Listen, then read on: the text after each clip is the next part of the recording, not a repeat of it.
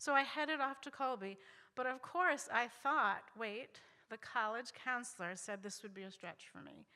I don't belong. Everyone is smarter than me. Regardless, I still knew that that's where I wanted to be. And then the memory of all memories on that first day of campus, sitting in the chapel where we had convocation that day.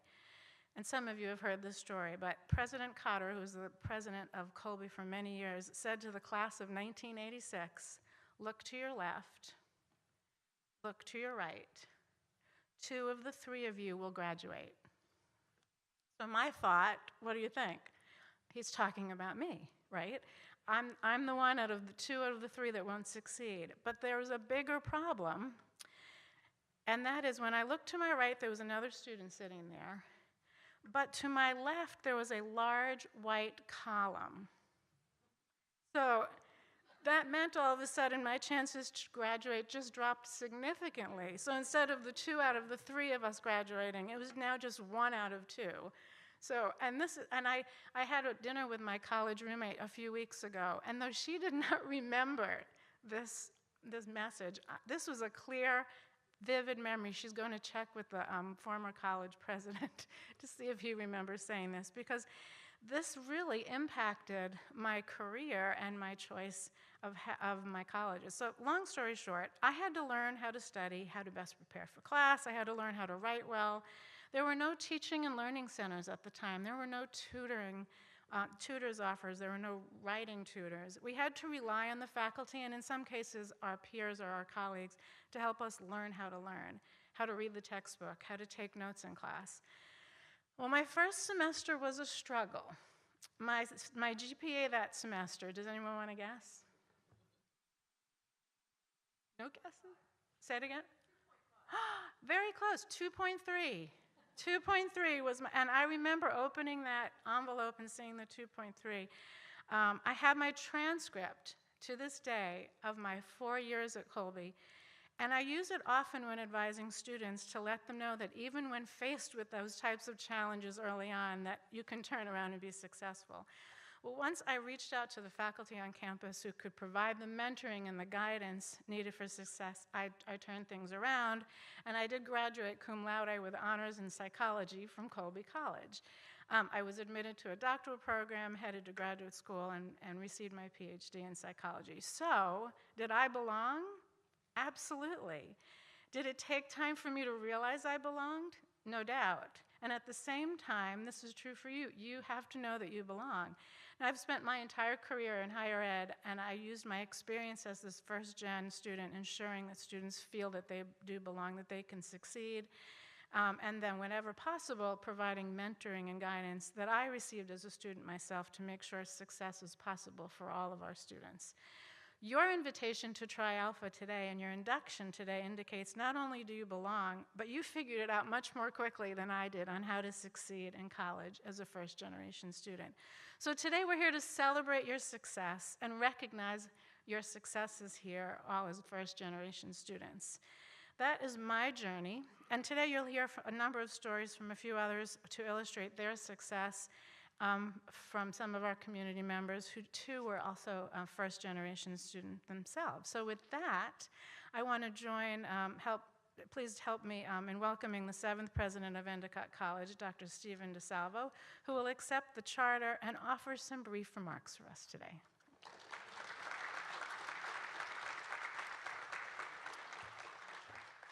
President DeSalvo, on behalf of the Alpha organization established this day at Endicott College, I present to you the Epsilon Theta Chapter of this organization.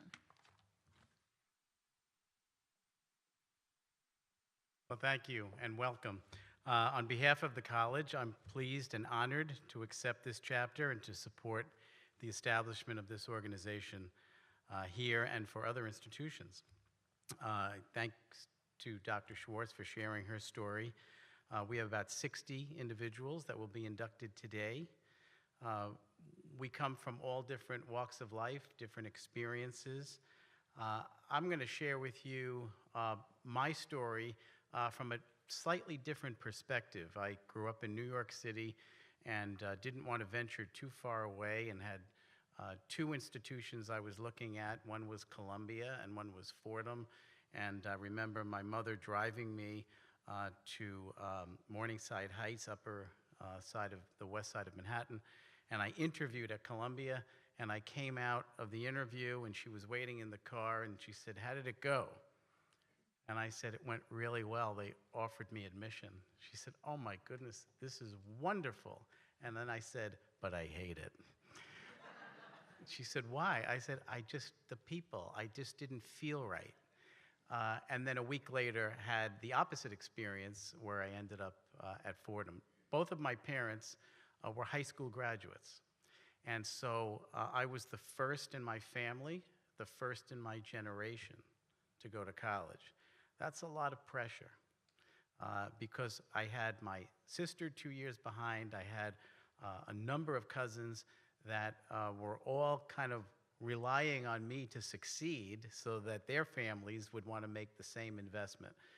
The thing I vividly remember, though, is that there were tremendous sacrifices that my parents made so I could go to college. Now, this is going to sound like it's completely out of whack, but the total cost of tuition when I applied in 1979 was $7,000. That was a lot of money. By the time I graduated, it was over $10,000 a year. By the time I was a junior, as I said, my sister was entering college. There were 2 tuitions that had to be paid. My father was a sheet metal worker. He got up at 4:30 in the morning, went into Manhattan, and he worked on buildings, doing duct work, air conditioning, heating units. But in the afternoon, when he got home, after a brief nap, he went out to repair televisions. So this is a long time ago, right?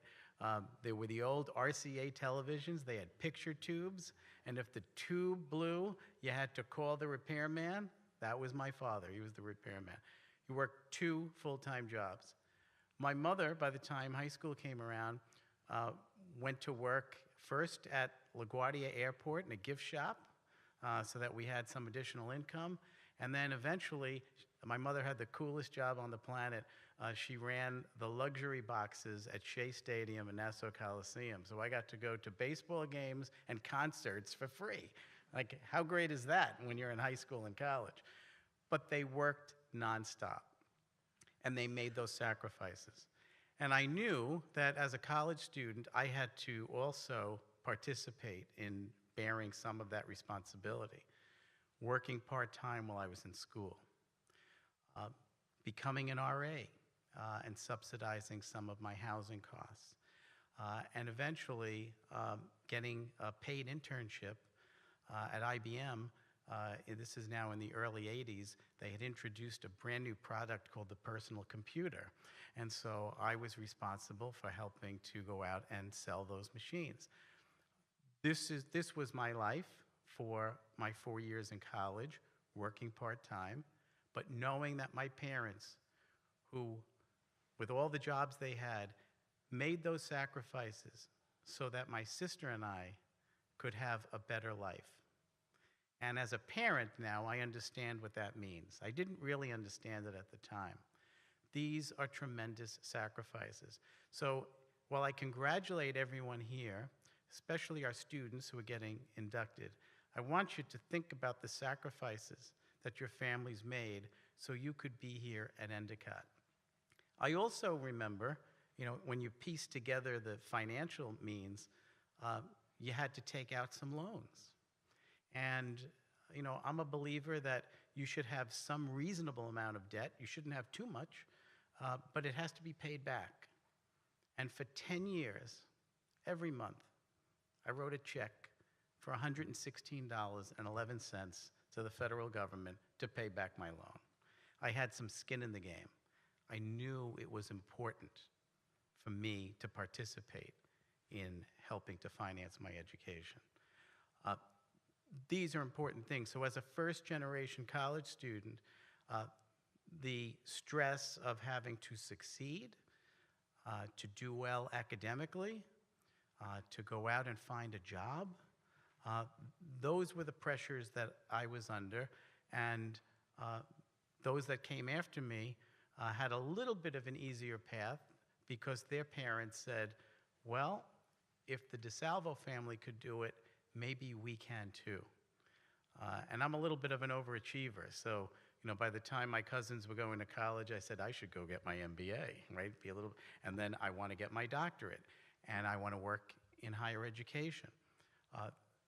There are pathways we choose, but it all starts with being given the opportunity to attend college. And for first-generation college students, I understand the sacrifices you and your families have made to be here. And you should be very proud of the fact that you're being inducted into this society today. It's a real accomplishment. So express your pride, pay it forward, think about other students who will come after you. They're going to look at you and ask what that means, that cord that you might wear at graduation. And really to think about what first-generation college students means to the overall experience at Endicott. One of the great misperceptions I've learned over the years is people meet me and they say, well, where did you live in Connecticut? Yes. And you have a doctorate? Yes. Well, you must have been born with a silver spoon in your mouth. No, we were a middle-class family that worked very hard to provide education for their 2 children, my sister and I, so we could go on and live the lives that we have today. And I commend you all for the hard work you've put in, because you were given an opportunity and you made something of it, and you should be very, very proud. So with that, I thank you, and congratulations to all.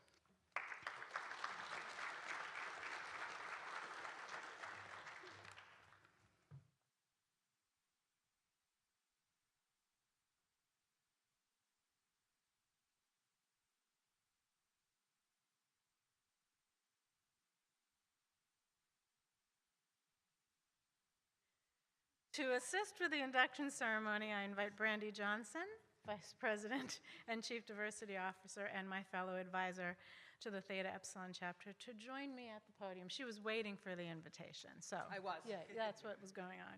Before we begin the induction ceremony, I do think it's appropriate to give you a brief history of Alpha, Alpha, Alpha, and the importance of our symbols that you'll see on the certificates.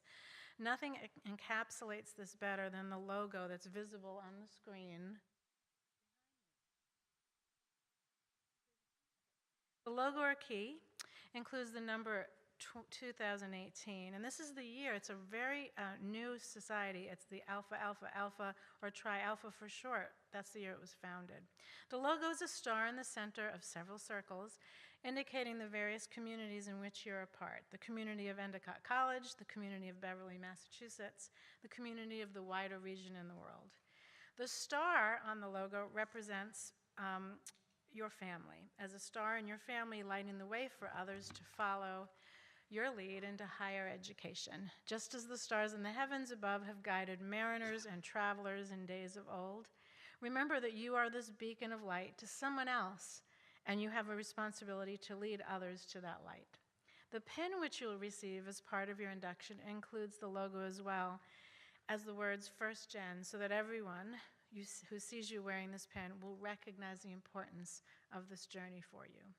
The cords that the students will receive today are blue and gray. You might be wondering, why are they not blue and green? They're blue and gray because they use the colors of Moravian University, where the society was founded. The colors are intertwined to demonstrate the connection we all have to one another. So now is the initiation pledge. Would those who are to be inducted into this honor society please stand?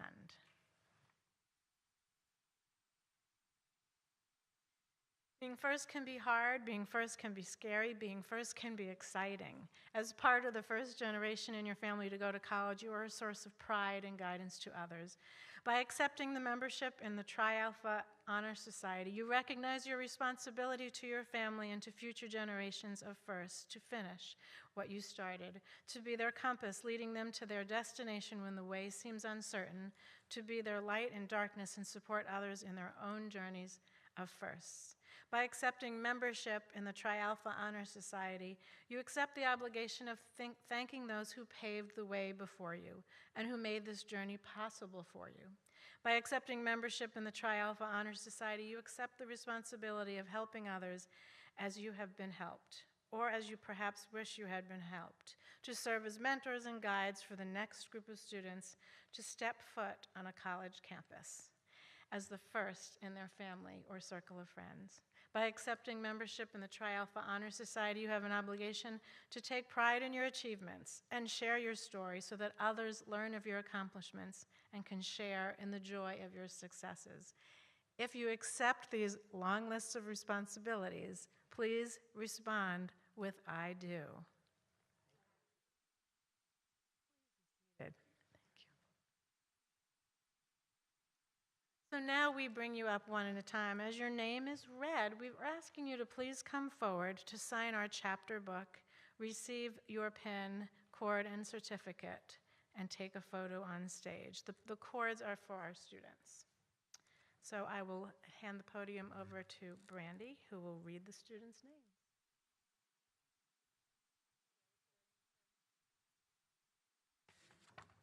Good afternoon, everyone.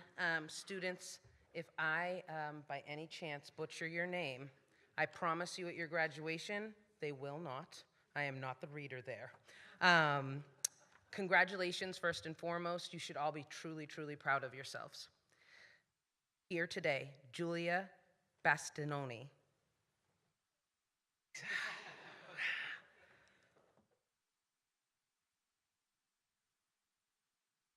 I owe you a coffee.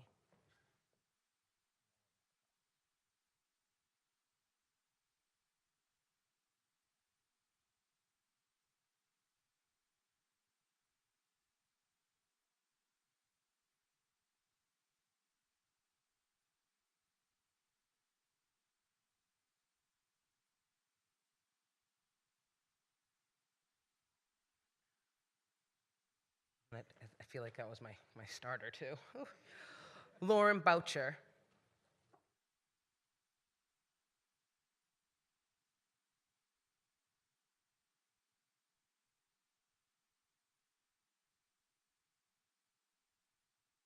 Sarah Bussey.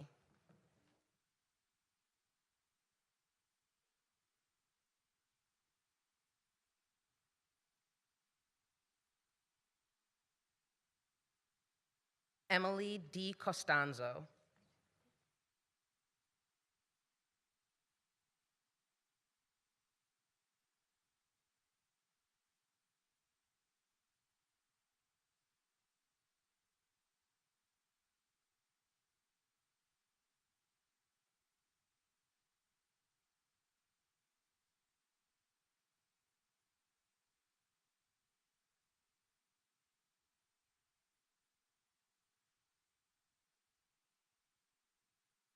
Chrysanthi Gazios. Did I do it right?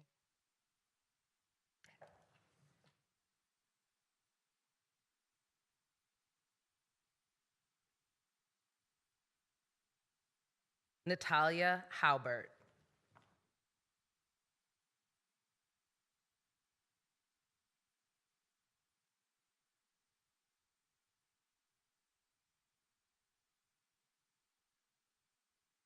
Alexandra Lopes.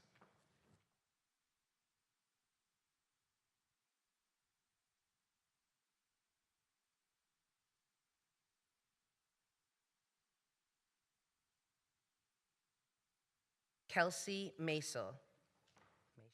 Mashel.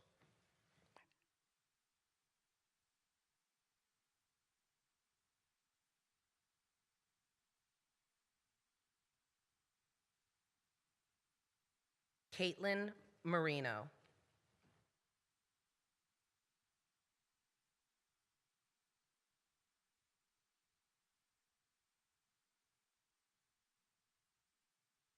Victoria McGovern.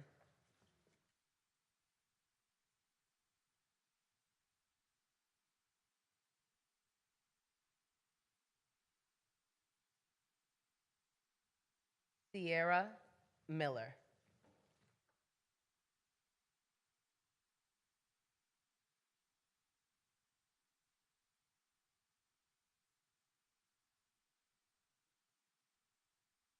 Alexandria Olvera.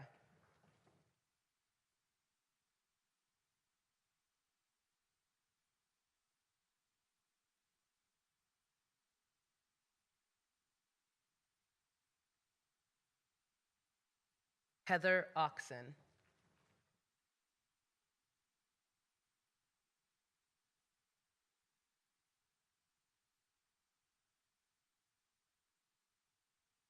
Allison Reed.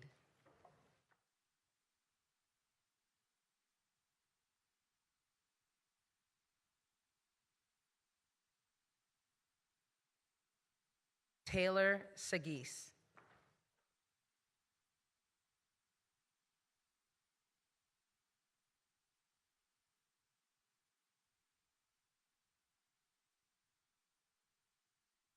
Jessica Smith.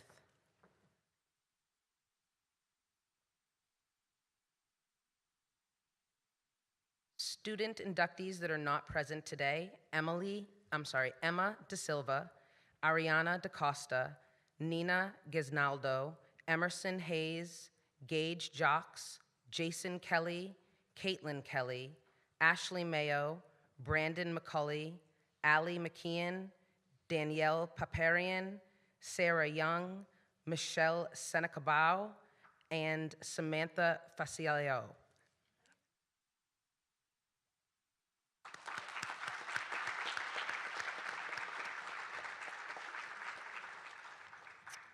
And now for our faculty and staff that are present.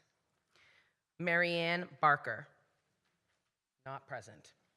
I was joking. That was a joke to make sure everyone was really present with me. You're welcome. Diana Barr, there we go.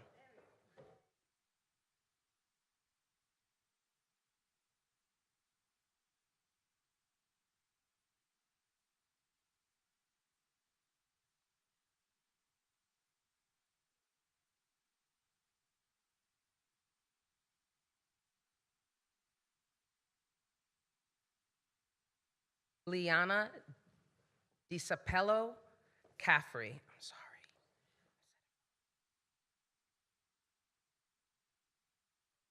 I tried, I know. I owe you a coffee, a couple of them. I even asked you how to pronounce it beforehand.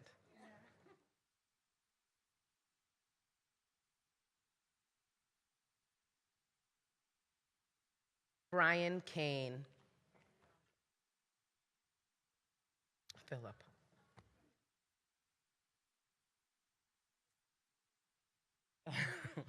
Dr. Dennis Camacho.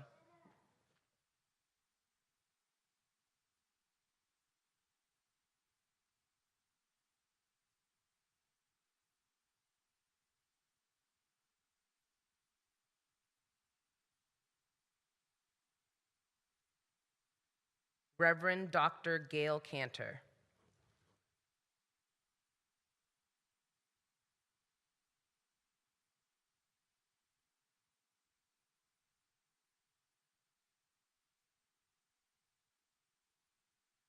Stephanie Carnazzo.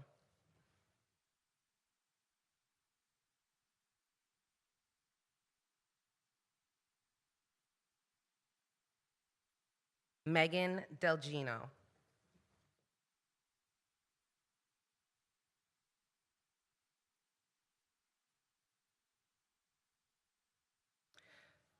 Dr. Gina Deschamps.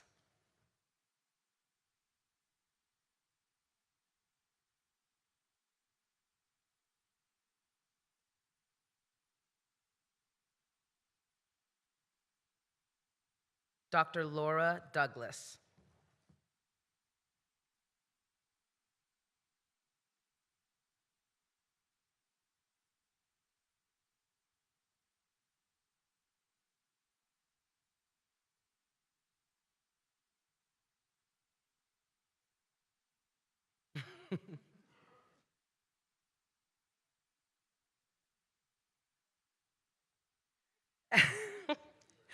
Dr. John W. L. Duggan.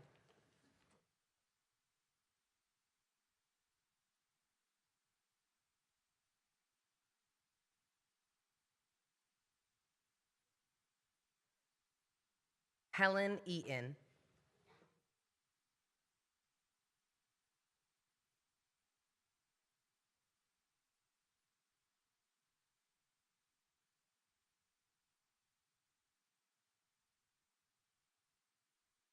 Dr. Brian Fennell is not here. Oh. Dr. James W. Lacey is, though.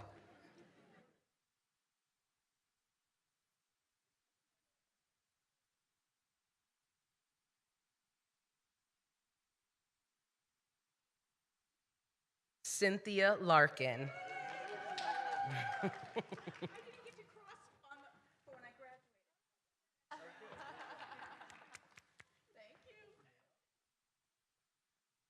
Dr. Enid E. Larson.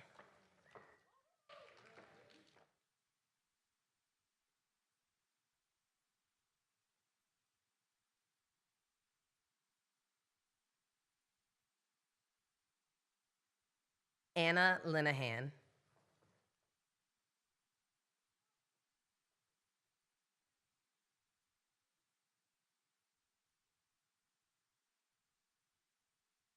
Sean Medeiros.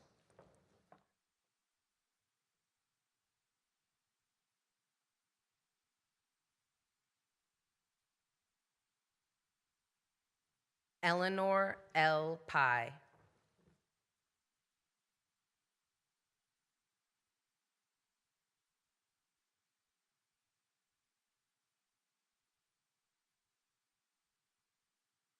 Lori Souza.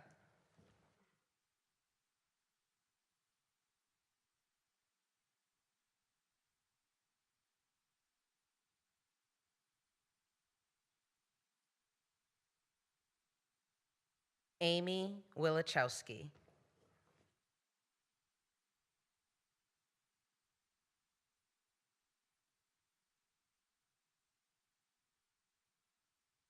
And Dr. Stephen R. DeSalvo.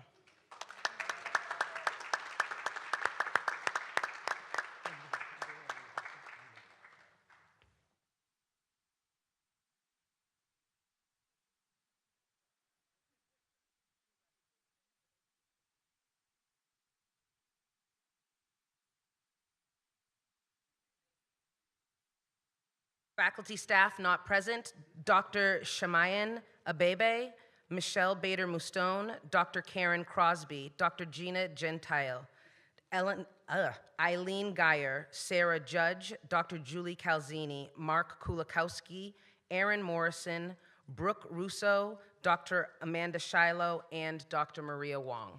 Thank you. Sorry for the names that I butchered a little.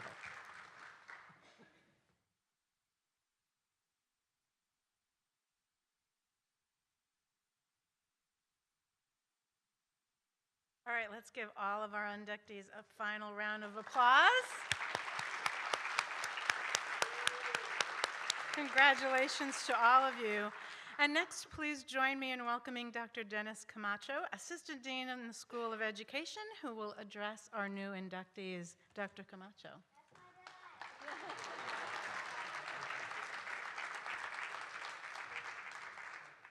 Thank you, Leo. I appreciate that. Good afternoon, President DeSalvo, Provost Schwartz, Vice President Johnson, other members of the President's Cabinet who are here today, guests, family, friends, and of course, our inductees today. Congratulations once again. Absolutely, yeah. You know, many may think the term first generation is self-explanatory, but you know, the intricacies of the term warrant digging deeper. First generation students are often categorized basically as those who are the first in their family to go to college. Yet, this leads to questions about the post-secondary experiences of extended family members, older siblings, and even non-family adults who have important roles in the lives of students. Several institutions have chosen to use the federal definition officially developed to determine eligibility for financial aid, such as Pell Grants and things of that nature. That definition states that first-generation students come from families where their biological parents did not complete a four-year college degree. This allows for parents who may have attended college for some time but did not complete their degree, and older siblings who attend college to be considered first generation. There are also widespread research definitions, one considering no parental education after high school, and the other considering no parental degree completion after high school. However, some institutions do not call students with parents who even once enrolled in a college course as first generation.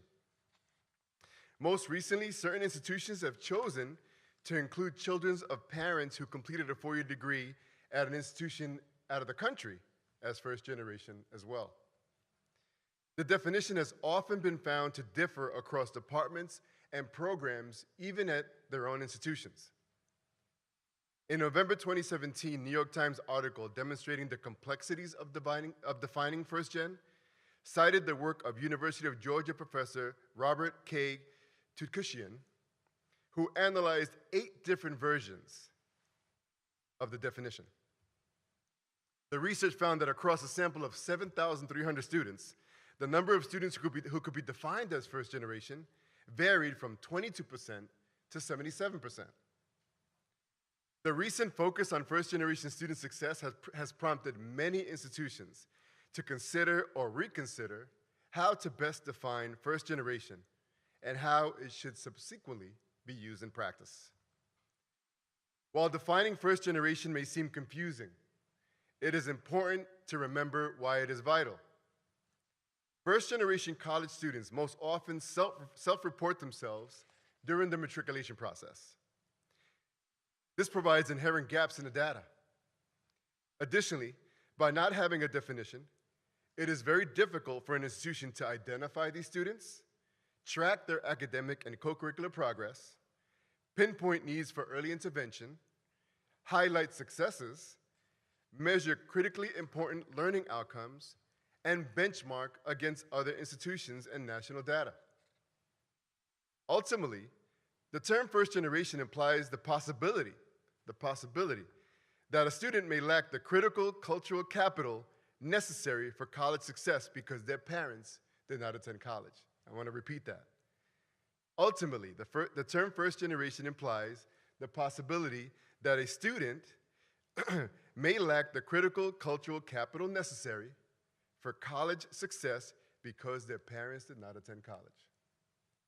While first-generation students are often very academically skilled and contribute in several ways to campus life, navigating the complexities of college policies, procedures, terminology, and expectations can be a very huge challenge. This pervasive hidden curriculum can impede the confidence of first-generation students. It can lead to struggles in belonging and result in unfortunate departure from campuses. This provides an opportunity for institutions to give additional support for these students so they may succeed, if not supersede, that success of their peers. A prime example of an institution providing additional support is, of course, Endicott College establishing a chapter of Tri-Alpha, the National Honor Society for first-generation college students. It is a great honor to be a part of. As we come together for this induction ceremony, I would like to share a story with you about a proud first-generation student I know. A student I know was a product of a single-parent household that participated in the Housing Choice Voucher Program, commonly known as Section 8 housing, or the projects, in a major inner city. As a former gang member, the student was often considered an at-risk youth growing up. The socioeconomics and other circumstances at home provided barriers to academic success during the elementary, junior high school, and high school years. The challenges often led to thoughts of dropping out of school, as they thought, why do all that work to get through school? With a combined high school average of a C- for all 4 years in high school, and an SAT score of 820 back then was out of 1,600, 820 out of 1,600, which university would admit them? And even if they were admitted, how could they afford it? The student didn't believe college was for them. Thus, they opted to join the Marines. However, because the student was under 18 at the time when completing high school, they needed a parent's signature. Mom wouldn't sign, but Dad did. However, Mom wouldn't give up and spoke with the student's guidance counselor, Mr. Chertoff, about other options. Mr. Chertoff then offered an opportunity for the student to apply to the only university they applied to and try to get in through the quote-unquote back door. Long story short, after a lengthy application and interview process, this student was blessed with the opportunity to join Hofstra University's community under the auspices of the New Opportunities at Hofstra NOAA program. It was the first higher education opportunity program of its kind in the state of New York, created as a result of affirmative action legislation passed in 1969. Actually, the original name of the program was the Negro Opportunities at Hofstra program, which was later changed. The majority of the program students were African American and Latinos. With its support, the student I know became a scholar and an active campus leader. There were student affinity groups such as culturally based student organizations and Greek-lettered organizations where the student found a home with other students from similar backgrounds. However, as a result of unfortunate campus marginalization, this person became a student activist as well. One example of this marginalization is when a quote-unquote dark-skinned student wrote on a campus shuttle with a marker. The student fled the scene and ran into a campus building. Random students on the bus told public safety it had to be a NOAA student. Public safety then forced their way into the dean of the NOAA program's office, wrongfully accusing him of harboring the student. The dean is an African-American male who at the time was the dean for over 15 years, mind you. Over 15 years. The student was later apprehended at another location on campus and was actually found to not be a NOAA student. Unfortunately, this was an example of racial profiling based on skin color. So with fellow classmates, the student I know sent appropriate messages to administrators such as Dr. DeSalvo, Provost Schwartz at Hofstra, regarding equity and inclusion issues on campus, along with the need for significant change. The administration listened and appreciated the student feedback and required some diversity training for public safety following that summer. This is where the seeds for a professional career were planted for the student I know. This student I know then dedicated themselves to not only earning a degree, but to formally addressing systemic barriers to the success of students from underrepresented groups. A proud first-generation Latino college student, the student avoided becoming a statistic by earning his bachelor's degree from Hofstra University in Long Island, New York. The student went directly on to complete their graduate work at Teachers College, Columbia University, earning dual master's degrees in secondary math education and higher education administration. The student didn't stop there and then went on to complete Northeastern University's Doctor of Education program within the past several years, where they produced contemporary research titled The Dropout Decisions of Latino College Students. Therefore, through personal, professional, and dissertation research experiences, the student, now a professional, has developed the unique ability of leading through a lens of cultural competencies, which is a key to success in addressing issues of equity and inclusion.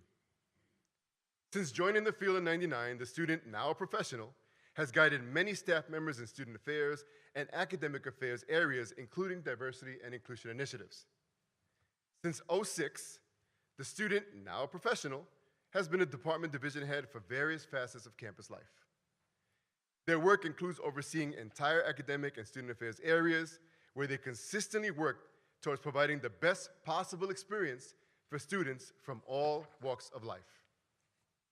The student I know, now a professional, has also presented at the annual and regional conferences across the country on various topics, particularly equity and inclusion. The student I know, now a professional, has also become a very active member of the professional organizations within their field, for which they've earned appointments to leadership positions and special recognition for their continued efforts. If you have not guessed as of yet, this student, I know, now a professional, is me. That is my story. But I want to be crystal clear. I share my story not to boast. I share my story to convey that I am not better than any of you, especially, some of you here today. There are so many successful professionals across the land that have similar stories. In fact, several are here in this room today being inducted into the Honor Society.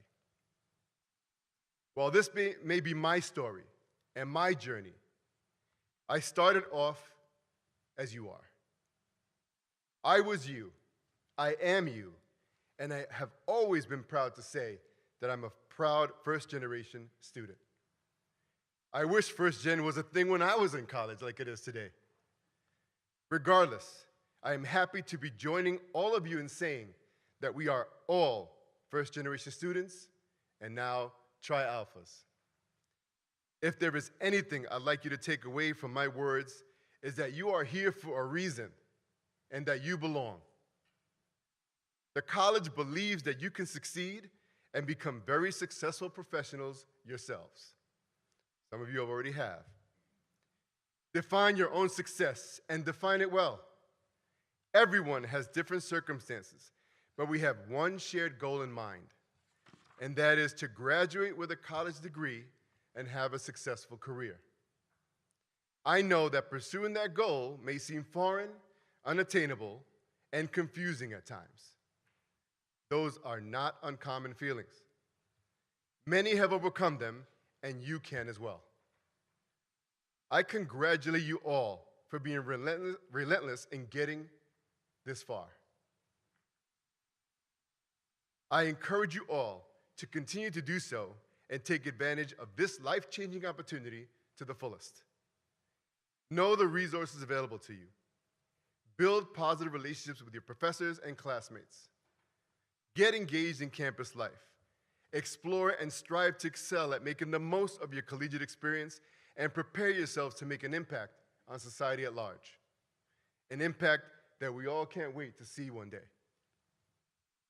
You have your destiny in your hands, and it is up to you to go for that goal of graduating as soon as possible so that you can begin making the impact and enjoying what life has to offer.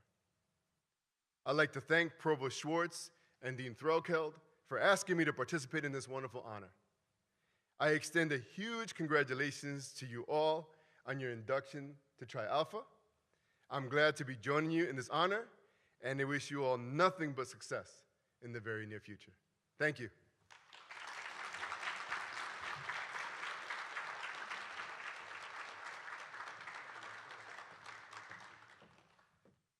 That was a great story, Dennis. Thank you for sharing it. Very inspirational. We're going to just finish off. I promise we are almost done. I'm just flipping through Dennis's pages here. Flipping. There's a lot of pages, Dennis. In closing, got it. Take a moment, look around you, around your full circle, wherever you are. You are the star in the middle of someone else's circle, just as you are in the circle surrounding someone else's star. You're all connected here in this society and in this community. You belong.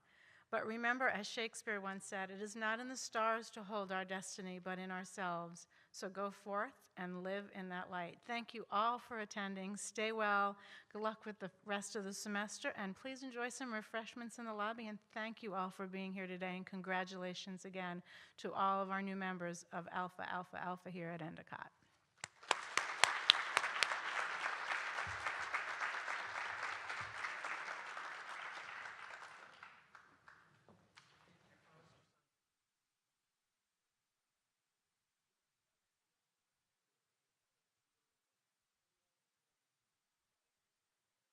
Leo and Nolan, I would like to call you up to the stage to be behind the podium, as I promised. You